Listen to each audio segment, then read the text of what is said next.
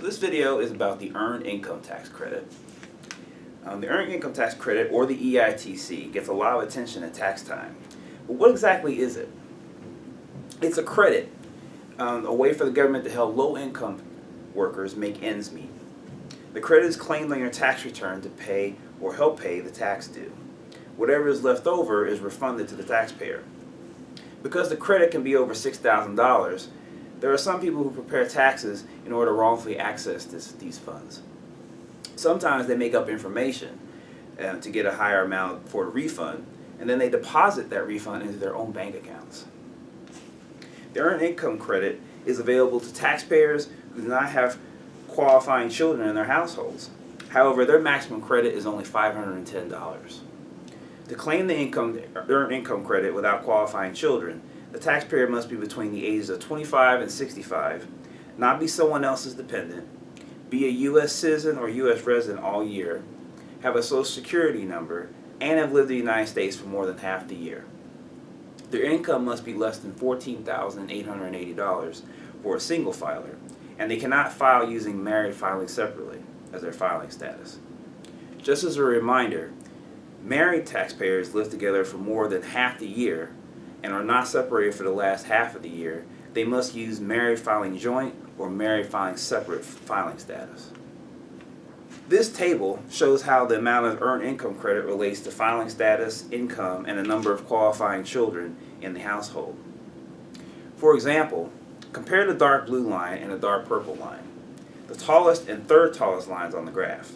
For married taxpayers with 2 children earning approximately $20,000 during the year, the maximum Earned Income Credit is just over $6,000. Compare that with married taxpayers earning approximately $30,000 with only 1 child. Their Earned Income Credit is around $2,500. This graph shows the benefit to income relationship more clearly for households with 1 child.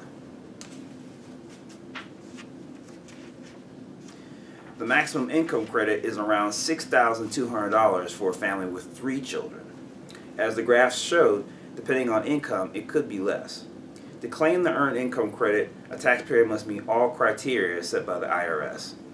They must not be someone else's dependent, be a U.S. citizen or U.S. resident all year, have valid Social Security number, have lived in the United States for more than half the year, have earned income of less than $47,955 or $53,505 for married filing jointly, not file married filing separately, and have 1 or more qualifying child.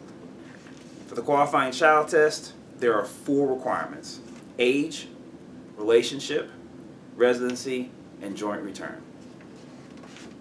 Age test. The child must be under the age of 19 or under the age of 24 and enrolled in school full-time for at least 5 months of the year. Or they could be permanently and totally disabled at any time during the year. Unless the qualifying child is disabled, to meet the age test, the qualifying child must be younger than the taxpayer. For the relationship test, the child must be the biological or adopted child of the taxpayer's brother, sister, niece, or nephew, the grandchild of the taxpayer. If the child does not meet these relationships, in order to be a qualifying child for the Earned Income Tax Credit, the child must be formally placed in the home by a court. So far, we have learned that a qualifying child is not any child. They have to be a certain age and they have to be related to the taxpayer in some way. They also must live with the taxpayer in the United States for more than half of the year. Live with means that where the child slept at night. Even if you watch a child for 14 hours a day, they don't live with you if they go home to sleep at the end of the day. If the child lived with 2 people who could claim them, there are tiebreaker rules that will govern who is entitled to the credit, and you should make sure that your tax preparer knows about the other people the child lived with. When you're having your return prepared by someone else, you are still responsible for everything on the return. So, you should review your tax return before it is filed. If your tax preparer does not have you review your return, find another tax preparer. Make sure that all the children claimed on your return are children who live with you. Make sure the following forms are attached to return and presented for your review: Schedule EIC, Form 8867, This form is required for any return claiming the EITC that is prepared by a paid preparer. If it is not included in the return, find another tax preparer and do not authorize its filing. If the form is not attached, chances are your preparer is not following the rules. Make sure your preparer's information is on the return, including their preparer tax ID or their P10. If your preparer does not have one, you should find another preparer. It is important that you do not let your preparer convince you that you can claim your cousin, neighbor, or anyone else not related to you as described before. Do not deposit your refund into anyone else's account or let your preparer file a return you have not reviewed or do not understand. If you learn that the earned income credit was claimed improperly on your return, you should amend the return to correct it. If you owe the IRS, there are many ways to make sure the IRS doesn't require you to pay more than you can afford. If you don't amend the return and the IRS takes a look at your return, you will have to prove the age, relationship, and residency of the child you claim.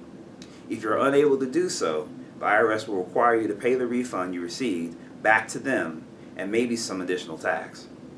This is true even if the tax preparer made the mistakes. If you didn't receive the refund, you can file a preparer fraud affidavit and other forms to fix the situation. You should seek help from the Taxpayer Advocate Service or the Legal Aid Society. If you live in the Central Ohio area, you can contact the Legal Aid Society of Columbus at 614-241-2001.